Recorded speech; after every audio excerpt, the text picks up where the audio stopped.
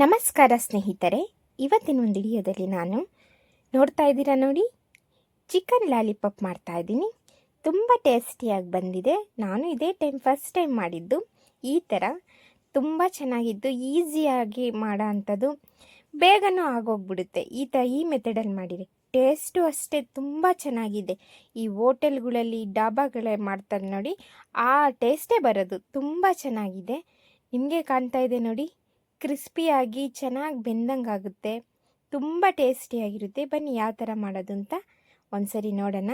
ಎಲ್ಲರಿಗೂ ಇಷ್ಟ ಆಗುತ್ತೆ ಈ ವಿಡಿಯೋ.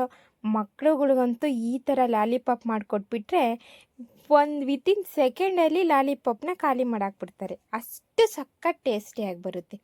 ಕಬಾಬ್ಗಿಂತಲೂ ಈ ಥರ ಲಾಲಿಪಾಪು ತುಂಬ ಚೆನ್ನಾಗಿದೆ ಅಂತ ನಮ್ಗನ್ನಿಸ್ತು. ತುಂಬ ಚೆನ್ನಾಗಿತ್ತು ಟೇಸ್ಟ್ ಮಾತ್ರ. ಯಾವ ಥರ ಮಾಡೋದು ಬನ್ನಿ ಬೇಗ ನೋಡೋಣ.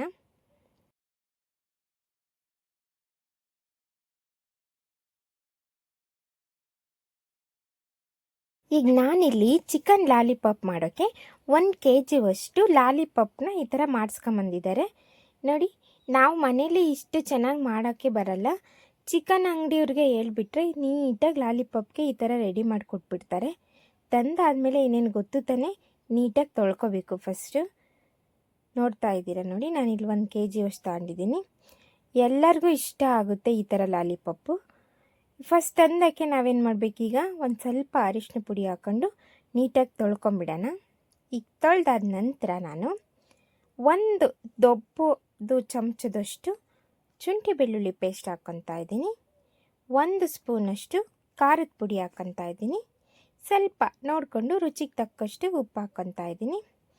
ಇಲ್ಲಿ ನಾನು ಯಾವುದೇ ರೀತಿ ಮೊಟ್ಟೆ ಯೂಸ್ ಮಾಡಲ್ಲ. ನಂತರ ಇಲ್ಲಿ ಕಬಾಬ್ ಪೌಡ್ರ್ ಹಾಕ್ಕೊತಾ ಇದ್ದೀನಿ. ನಿಮ್ಗೆ ಯಾವ್ದು ಇಷ್ಟ ಅದನ್ನು ಹಾಕೋಬೋದು. ಅದರಲ್ಲಿ ತೇಜೋದು ಚೆನ್ನಾಗಿರುತ್ತೆ, ಅದನ್ನು ಹಾಕೊಳ್ರಿ, ಚೆನ್ನಾಗಿ ಬರುತ್ತೆ. ನಂತರ ನೋಡಿ, ಇಷ್ಟನ್ನು ಸಹ ಚೆನ್ನಾಗಿ ಕಲಿಸ್ಬಿಟ್ಟು ಒಂದು ಅರ್ಧ ಗಂಟೆ ಇಟ್ಟರೆ ಸಾಕು. ಇಲ್ಲಿ ಯಾವುದೇ ರೀತಿ ಎಣ್ಣೆನಾರಾಯಿತು, ನಂತರ ಮೊಟ್ಟೆ ಹಾಕೋದಾಗಲಿ ಯಾವುದೂ ಹಾಕಲ್ಲ. ಬಟ್ ಆದರೆ ತುಂಬ ಚೆನ್ನಾಗಿ ಚಿಕನ್ಗೆ ಹಾಕಿರೋ ಮಸಾಲೆ ಎಲ್ಲ ಅಂಟ್ಕೊಳುತ್ತೆ. ನೀವೇ ನೋಡ್ತಾ ಇದ್ದೀರಾ, ನಾನು ಏನೂ ಹಾಕಲ್ಲ ಇಲ್ಲಿ. ಆದ್ರೂ ಅಷ್ಟು ಚೆನ್ನಾಗಿ ಬರುತ್ತೆ. ಮೊಟ್ಟೆ ಹಾಕಿಬಿಟ್ರೆ ಒಂದೊಂದು ಸರಿ ಏನಾಗ್ಬಿಡುತ್ತೆ ಅಂದರೆ, ನಾವು ಒಂದು 10-15 ನಿಮಿಷ ಹೋಗಲಿ 1 ಅವರ್ ನಾವು ಫ್ರಿಡ್ಜಲ್ಲಿ ಇಕ್ತಲೇ ಮರೆತು ಅಲ್ಲೇ ಬಿಟ್ಬಿಟ್ರೆ ಅಲ್ಲಿ ಸ್ಮೆಲ್ ಬಂದುಬಿಡುತ್ತೆ. ಹಂಗಾಗಿ ಮೊಟ್ಟೆ ಹಾಕ್ತಲೇ ನೀವು ಮಾಡಿ ನೋಡಿ, ತುಂಬ ಟೇಸ್ಟಿಯಾಗಿ ಬರುತ್ತೆ, ಸಾಫ್ಟಾಗಿ ಆಗುತ್ತೆ. ಈ ಥರ ಕಲಿಸ್ಬಿಟ್ಟು ಒಂದು ಅರ್ಧ ಗಂಟೆ ಇಟ್ಟಾದಮೇಲೆ ನೀವು ಹಾಕಿ ನೋಡಿ, ತುಂಬ ಚೆನ್ನಾಗಿ ಬರುತ್ತೆ. ಕಬಾಬಾರ ಆಯಿತು, ಈ ಲಾಲಿಪಾಪರ್ ಆಯಿತು, ಮೊಟ್ಟೆ ಯೂಸ್ ಮಾಡ್ದಲೇ ನಾವು ಆರಾಮ್ಸೆ ಮಾಡ್ಬೋದು. ಒಂದು ಅರ್ಧ ಗಂಟೆ ಮುಚ್ಚಿಟ್ಬಿಡೋಣ. ಅರ್ಧ ಗಂಟೆ ಆದಮೇಲೆ ಹೆಂಗಾದ್ರು ಬೇರೆ ಸಾಂಬಾರೆಲ್ಲ ಮಾಡ್ಕೊಳ್ಬೇಕಾದ್ರೆ ಇದನ್ನು ಬೇಗ ಮಾಡಿಟ್ಬಿಟ್ರೆ ಒಂದು ಅರ್ಧ ಗಂಟೆಯಲ್ಲಿ ನೋಡಿ ಎಷ್ಟು ಚೆನ್ನಾಗಿ ಈಗ ಎಲ್ಲಕ್ಕೂ ಖಾರ ಎಲ್ಲ ಮಸಾಲ ಹತ್ತಿರುತ್ತೆ. ಈಗ ನಾವು ಆರಾಮಾಗಿ ಎಣ್ಣೆಗೆ ಹಾಕ್ಕೋಬೋದು. ಈಗ ನಾನು ಒಂದೊಂದೇ ಪೀಸ್ ಕಾದಿರೋ ಎಣ್ಣೆಗೆ ಹಾಕ್ಕೊತಾ ಇದ್ದೀನಿ. ಯಾರ್ಯಾರಿಗೆ ಇಷ್ಟ ಆಗಲ್ಲ ಹೇಳಿ, ಎಲ್ಲರಿಗೂ ಇಷ್ಟ ಆಗುತ್ತೆ. ನಾನ್ ವೆಜ್ ತಿನ್ನೋ ಅನ್ನೋರಿಗೆ, ಅದರಲ್ಲೂ ಚಿಕನ್ ಲಾಲಿಪಾಪ್ ಅಂದರೆ ತುಂಬ ಇಷ್ಟಪಡ್ತಾರೆ ಎಲ್ಲರೂ. ಈ ಥರ ವಿಧಾನದಲ್ಲಿ ನೀವು ಒಂದು ಸರಿ ಮಾಡಿ ನೋಡಿ, ನಿಮ್ಗೆ ಇಷ್ಟ ಆಗೇ ಆಗುತ್ತೆ. ಆವಾಗ ಬೇಕಾದ್ರೆ ನನ್ನ ವಿಡಿಯೋಗೆ ಲೈಕ್ ಮಾಡಿ, ನಿಮಗೆ ಗೊತ್ತಾಗುತ್ತೆ. ಈ ಥರ ಮಾಡೋರಾದರೆ ಓಕೆ. ಒಂದು ಸರಿ ನನ್ನ ವಿಡಿಯೋ ನೋಡಿದರೆ ಈ ಥರ ಮಾಡಿ ಟೇಸ್ಟ್ ನೋಡಿಬಿಟ್ಟು ಕಾಮೆಂಟ್ ಮಾಡಿ ಹೇಳಿ ಯಾವ ಟೇಸ್ಟ್ ಬಂದಿದೆ ಅಂತ. ನಾವು ಉಪ್ಪು ಖಾರ ಮಸಾಲನ ಹಾಕೋದ್ರ ಮೇಲೇ ಇರೋದು. ಉಪ್ಪು ಖಾರ ಚೆನ್ನಾಗಿ ಹತ್ಬಿಟ್ರೆ ಚಿಕನ್ಗೆ ಲಾಲಿಪಾಪಿಗೆ ತುಂಬ ಟೇಸ್ಟಿಯಾಗಿ ಬರುತ್ತೆ.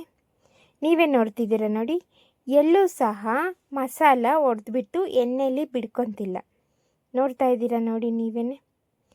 ಒಬ್ಬೊಬ್ರು ಹೇಳ್ತಾರೆ ಮೊಟ್ಟೆ ಹಾಕಲಿಲ್ಲ ಅಂದರೆ ಮಸಾಲ ಅಂಟೋದೇ ಇಲ್ಲ ಅಂತ. ಇಲ್ಲಿ ನಾನು ಯಾವುದೇ ರೀತಿ ಮೊಟ್ಟೆನೇ ಹಾಕಿಲ್ಲ. ನೀವೇ ನೋಡ್ತಿದ್ದೀರಾ ನೋಡಿ, ಎಣ್ಣೆಗೆ ಮಸಾಲ ಇಳ್ಕೊಂತಿಲ್ಲ, ಚೆನ್ನಾಗಿ ಅಲ್ಲಿ ಚಿಕನ್ಗೆ ಅಂಟ್ಕೊಂಬಿಟ್ಟಿದೆ ಮಸಾಲ ಎಲ್ಲ. ಚೆನ್ನಾಗಿ ಬರುತ್ತೆ. ಈ ಥರ ಮಾಡಿ ನೋಡಿ. ಇಷ್ಟ ಆದರೆ ಗೊತ್ತಲ್ವಾ, ಪ್ಲೀಸ್ ಒಂದು ಲೈಕ್ ಮಾಡಿ, ಕಾಮೆಂಟ್ ಮಾಡಿ. ಇನ್ನು ಯಾರ್ಯಾರು ಸಬ್ಸ್ಕ್ರೈಬ್ ಮಾಡ್ಕೊಂಡು ನೋಡ್ತಿಲ್ಲ, ಪ್ಲೀಸ್ ಸಬ್ಸ್ಕ್ರೈಬ್ ಮಾಡ್ಕೊಂಡು ನೋಡಿ.